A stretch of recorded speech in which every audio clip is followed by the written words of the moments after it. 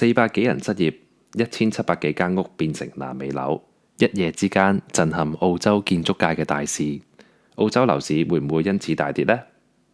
大家好，我係 Don。全澳排名第12、墨爾本排名第3嘅住宅建築公司 Porter Davis， 簡稱 PD， 一間喺澳洲有超過20年歷史嘅 builder， 啱啱喺3個星期前，喺3月31號愚人節前一日就宣布爆咗煲。同一時間，另一間中型建築公司 Lloyd Group， 全澳洲排名第25，有44年歷史嘅家族企業，亦喺同一日宣布破產。手上持有大約332個 million 嘅工程，亦宣布爛尾。呢兩單新聞已經對澳洲本地市場造成恐慌，同埋好多人擔心之後會爆邊間呢？點解澳洲呢2年不斷聽到呢啲建築公司出事？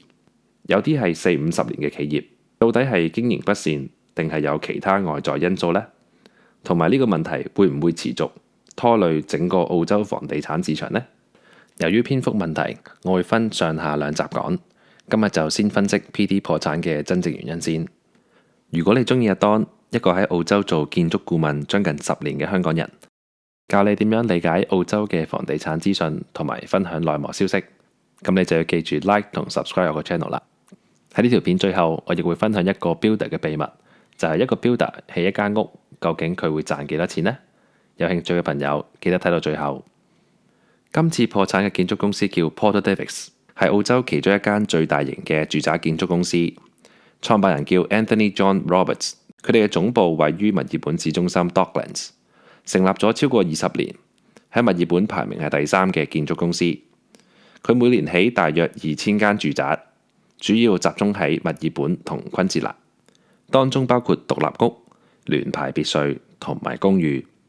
PD 曾經13次喺澳洲建房協會 HIA 攞過建築公司大獎。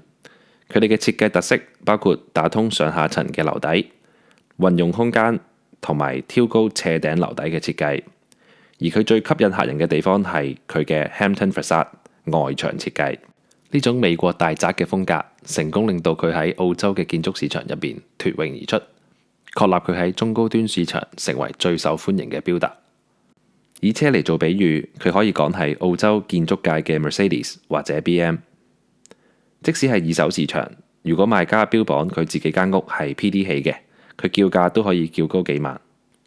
除咗咁之外，好多行內嘅其他建築公司員工，包括我自己在內，都寧願放棄公司嘅員工優惠嚟揾 PD 起。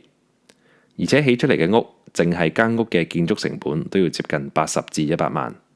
所以呢間公司雖然香港可能冇人聽過，但係喺澳洲佢係好出名嘅。咁點解一間紮根喺澳洲咁多年嘅公司會喺一夜之間破產呢？件事要由2020年講起。記得喺2020年年初，係 Covid 啱啱開始肆虐全球嘅時候，澳洲建築市場係處於一個供求正常、穩陣上升嘅狀態。但自從3月1號開始，西澳出現第一個因為 Covid 病逝嘅78歲澳洲老人家，政府喺3月19號就宣布全面鎖國，除咗 PR、Citizen 同特定嘅人群以外，全部人不得進入澳洲境內。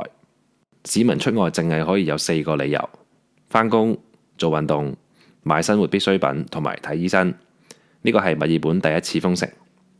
而去到6月份第2次爆發疫情嘅時候，澳洲政府即時宣布進入 Stage 4封城，亦開始咗長達112日全球最長嘅連續封城。咁由於大部分工作受影響，關時澳洲政府係擔心封城會重創澳洲經濟，所以政府就推出咗一個後來引致巨大爭議性嘅政策 Home Buyers Grant。Home Buyers Grant 呢個措施嘅內容係，但凡年滿18歲嘅澳洲公民，只要你喺2020年6月4號至12月31號簽訂建築合同或者開始起屋，起一間唔超過75萬澳幣嘅全新物業，你會得到政府25,000蚊嘅額外補助。要知道澳洲政府喺呢個政策之前係只有一項首次置業嘅補貼計劃，除咗必須要係首次置業買家之外，補助嘅金額呢亦只有1萬蚊。呢項新政策足足多咗1.5倍，而且如果你合乎首置資格，你可以同時申請2份補助，總共慳35,000蚊澳幣，就嚟20萬港紙。咁呢項設施推出之後，令原先死寂嘅建築行業迎來咗前所未有嘅高峰。喺我當時返工嘅建築公司，管理層由原先預計今年會係最靜嘅一年，結果係迎嚟咗40年嚟最高合同簽約數量嘅 quarter。唔少其他公司嘅 consultant 都同我講，佢今個 quarter 條數翻咗3倍，成個建築行業都賺到盆滿缽滿。大家都慶祝緊嘅時候，仲未有任何公司察覺到個問題。政府甚至因為反應熱烈，將呢項計劃再延長多3個月，加到2021年嘅3月份。雖然稍為降低咗個補助金額，由原來嘅25000減到15000，但係就將建築成本嘅上限由75萬加到85萬，令到更多新樓合乎規格。咁截至2021年嘅3月，全澳洲總共有12萬人申請 Home Buyers Grant， 總共合同金額達至30個 billion。正所謂天要令你滅亡，必先令你瘋狂。呢個政策就係建築公司倒閉嘅導火線。由 Covid lockdown 開始，全球供應鏈受到嚴重嘅影響，大部分建材價格不斷上升，其中最嚴重嘅包括鋁窗、木材、磚頭。喺 Covid 之前，澳洲建築公司同本地或者海外 supplier 簽合約嘅時候，係冇一個 time clause 嘅，即係冇講明幾時要出貨。打個比喻，以木材為例，我哋當木材喺2020年嘅時候係50蚊一米，到2021年你需要攞貨嘅時候，木材嘅市價已經去到100蚊一米。咁由於呢啲 supplier 建材公司係冇買期貨嘅，佢哋嘅來貨價亦跟住上升，所以如果跟翻50蚊一米供貨，佢哋唔賺錢，不特止仲要蝕。而當時市場上因為 Home Buyers Grant 嘅推動之下，一下子間間建築公司都要攞貨，出現咗大量嘅木材訂單，木材供應商供不應求。咁由於同 PD 呢啲大型建築公司簽訂嘅合同係冇 time clause 嘅，所以佢哋不惜違約或者拖延供貨。如果貨到，佢寧願出貨俾新單，都唔要做舊單，因為舊單做一單就蝕一單。總之就一路拖落去。第二個問題就係工人短缺。了解澳洲建築業嘅人就知道，建築公司 builder 佢角色其實就係包工頭，佢將手頭上接到嘅工程外判俾唔同嘅建材公司 supplier 同埋工人 tradies。一般 supplier 公司由於要攞到 builder 嘅大量訂單，佢必須要以最低嘅成本價入貨同埋精簡人手。以砌磚工為例，砌磚工分為大工、中工、小工或者學徒，每個時薪都唔同。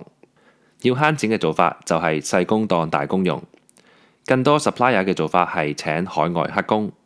由於請黑工，好多黑工係攞住學生簽或者係旅遊簽證，呢啲 visa 有限每個星期最多嘅工作時間，有啲根本就唔可以打工。但總有啲華人公司係專請呢啲人嘅，佢哋會返中國或者去馬來西亞請本地工人。但由於疫情鎖國，導致大量 supplier 公司缺乏人手，令到工人嘅人工 double 咁上，工時又再延誤。題外話，澳洲關時有幾缺人手呢？話說我關時個仔出世，因為澳洲華人都好興叫阿爸阿媽或者叫國內台灣嘅陪月照顧 BB。由於 lockdown 令到父母都入唔到境，陪月呢份工就變得好搶手啦。原先一日嘅人工大約係澳幣150蚊，直接飆升到250至300蚊一日。連我哋提前半年 book 定嘅陪月都臨門加價，因為佢根本就唔受冇人請。我哋最後都係食咗差價嘅。另一個導致人手短缺嘅原因係 lockdown 期間，澳洲嘅就業市場有重大嘅改變，因為好多工作變成 work from home，令到原先唔係好賺錢嘅行業突然變得好大需求。例如我啱啱講嘅陪月啦、Uber Eats 送貨嘅司機啦，佢哋揾多咗好多錢嘅，揾多咗錢，自然就吸引咗其他人轉行加入。雖然建築行業喺 lockdown 期間唔屬於強制 work from home 嘅範圍，但係澳洲政府有限制一個工地同時可以工作嘅工人數量。咁由於建築工人返幾多日就賺幾多日錢，如果限人數令到佢哋冇工開嘅話，其實就係減少咗佢嘅收入。同一時間，政府嘅政策又一步一步咁收緊，令到好多 tradies 心灰意冷，留喺屋企又俾老婆鬧，所以慢慢就決定轉行啦。呢種高技術嘅工人唔係一時三刻可以訓練到嘅，佢哋嘅消失令到原先短缺人手嘅市場更加雪上加霜。咁了解到以上問題之後，冇人手又冇建材市場上就越嚟越多客人表示佢哋嘅建築工程出現拖延嘅問題啦。建築公司嘅模式其實就係一個 cash flow business， 唔係話俾晒錢先出貨，而係一邊收訂單，一邊收客人個訂金，而一邊又將收翻嚟嘅錢攞嚟買材料。工程一步一步進行，一邊收錢，另一邊又要俾出去，期間仲要出糧。到最後起好晒啦，先至找尾數，收翻嚟嘅錢先叫利潤。呢種商業模式最大嘅風險係工程延誤，因為工程一拖，人工係要繼續俾嘅。澳洲人工嘅成本又出咗名高，所以建築公司為咗圍皮就要炒人。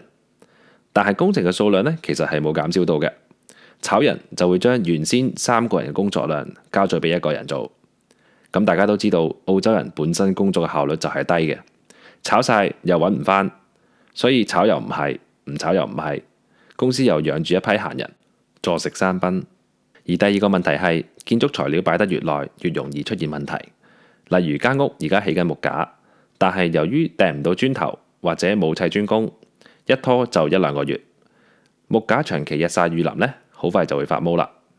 繼續起可能要換木材啦，間屋本身嘅結構亦都可能會受影響，以後容易出現漏水、腐蝕等等問題。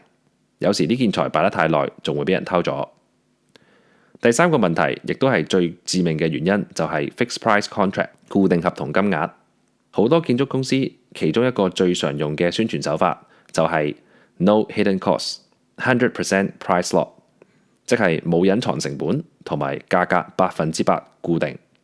雖然建築合同入面有唔同嘅條款可以加你價，但係如果你簽完合同真係加價，賣家好多時係會大肆宣揚嘅。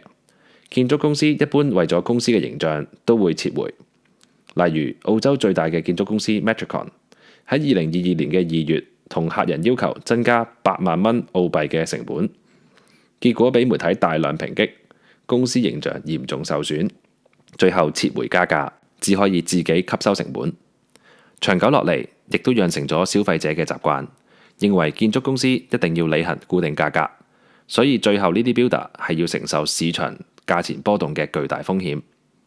但事實上，唔單止合同價格唔可以加，建築合同仲寫明，如果工程延期係由建築公司方導致嘅話呢，建築公司係要賠250蚊澳幣1個星期嘅延遲費俾業主嘅。以1年52個星期計啊，每拖延1年，你嘅成本會再增加13000蚊澳幣。所以工程一拖，利潤就不斷減，減下減下，由原本賺錢嘅工程變到蝕錢。而呢個時候，建築公司對於呢批客人呢，佢哋就會選擇避免面對呢個問題啦，寧願做好啲新客，揀下啲有錢賺嘅工程嚟做，蝕錢工程就繼續擺。處理方法同 supplier 一模一樣。咁慢慢市場上就越嚟越多呢啲擺咗好耐嘅建築工程，個雪球越滾越大啦。咁件事發展到呢度，有啲細 builder 已經決定止蝕離場啦。PD 就冇咁做，佢係用咗幾個方法想嘗試起死回生。由於篇幅太長，我會喺下條片再同大家解釋究竟佢用咗啲咩方法。有興趣睇到呢度嘅朋友，亦都可以諗下，如果你係 PD 嘅 director， 你會點做呢？歡迎你喺下邊留言分享。咁最後咧，喺度分享一個行內嘅秘密，就係建築公司嘅利潤啦。澳洲大型嘅建築公司利潤其實係大約15至20% 嘅，中小型公司可以攞到20至25%。咁喺順風順水嘅時候呢，公司當然係越大越好啦。以 PD 一年有1600至2000間屋計，當一間屋平均40至50萬，最少一間屋會賺到6萬蚊左右。咁我哋將呢個數字乘以1600，即係公司利潤一年係接近96個 million 嘅澳幣，接近1億澳紙。咁當然啦，呢1-2年唔蝕錢已經算係咁。今日條片就講到呢度先。有興趣嘅朋友歡迎你 like 同 subscribe 我嘅 channel。我哋下一次再見，拜拜。